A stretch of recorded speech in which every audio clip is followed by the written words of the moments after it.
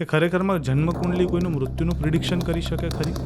પણ શનિનો એક બહુ મહત્વનો રોલ છે. જેમ શનિ 7.5 લાવે છે ને, તેમ શનિ ચડતી પણ લાવે છે. આ 25-26ની અંદર ઘણી તખ્તા પલટો થશે, ઘણા સુધારા વધારા આવશે અને દેશને નવા નેતાઓ મળશે. કે ભારતને મંદીના ફેઝમાંથી પસાર થવું પડશે.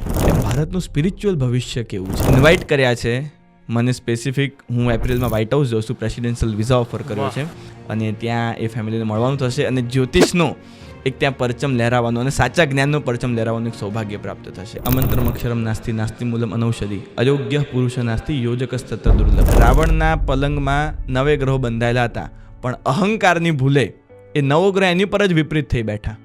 જે રીતે મોદીજીના રાજની અંદર 1-2 એવા સરસ કાર્યો થવાના છે જી, એ બી આ વર્ષ પૂરું થતાં પહેલાં જ, કે જે કદાચ કહેવાય ને કે ન ભૂતો ન ભવિષ્ય.